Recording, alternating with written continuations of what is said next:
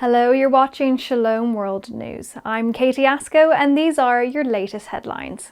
During his Wednesday general audience, Pope Francis expressed concern over Myanmar's political instability. Nationwide protests broke out in the country following a military coup which took control on February 1st. Since then, more than 30 people have died in ongoing protests. Pope Francis called on the international community to ensure that the aspirations of the people of Myanmar are not stifled by violence. He reminded political leaders that dialogue prevails over repression and harmony over discord. The Pontifical Charity Aid to the Church in Need has announced a scholarship worth £1.3 million to the students of Iraq's only Catholic university, the Catholic University in Erbil.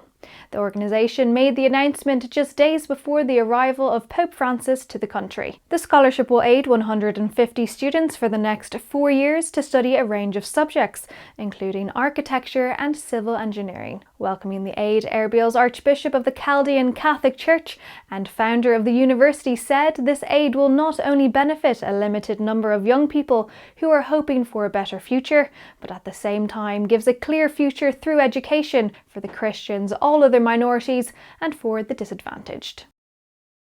The Archdiocese of Baltimore is observing the weekend of March 13th to 14th as Safe Haven Sunday. The aim of this annual campaign is to protect families, marriages, and individuals from pornography and to promote a culture of digital integrity. So far, 20 dioceses have taken part in Safe Haven Sunday, covering a total of 6 million Catholics.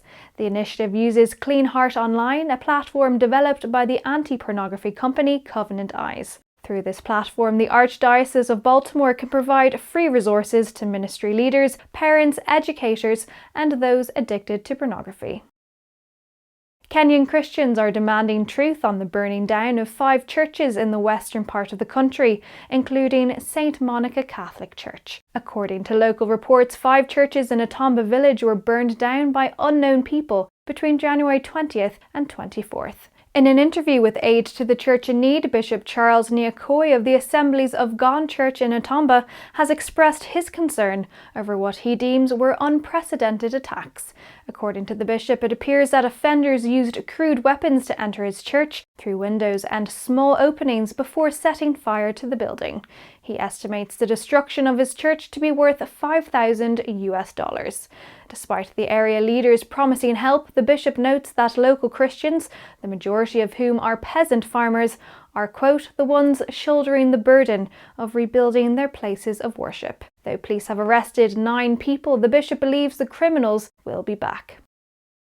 Pope Francis will join the Filipino faithful living in Rome to celebrate 500 years of Christianity in their native country. As part of the commemoration, the Holy Father will celebrate Mass on March 14th at St. Peter's Basilica. According to CBCP News, former Archbishop of Manila, Cardinal Tagle, will also be present for the live-streamed Mass. Archbishop Romulo Valles, president of the Catholic Bishops' Conference of the Philippines, will formally inaugurate the quincentenary celebration at a national level on Easter Sunday, April 4th.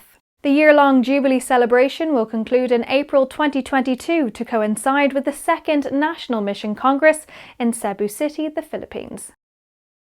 The US Catholic Bishops' Conference has issued a statement on the Johnson & Johnson COVID-19 vaccine, which has recently been approved for use in the United States. The statement expresses concern that the vaccine was developed, tested and produced using abortion-derived cell lines. Bishop Kevin Rhodes, chairman of the conference's Committee on Doctrine, and Archbishop Joseph Naumann, chairman of the conference's Committee on Pro-Life Activities, stated that in the absence of ethically irreproachable vaccines, the vaccine with the least connection to abortion-derived cell lines should be chosen. If one has the ability to choose a vaccine, Pfizer or Moderna's vaccines should be chosen over Johnson & Johnson's, they added. This advice is based on the Pfizer and Moderna vaccines having used an abortion-derived cell line for testing, but not in production. However, the bishop said that it was necessary to continue to demand that the pharmaceutical sector stop using abortion-derived cell lines entirely. And those are your headlines for now. God bless you and Shalom.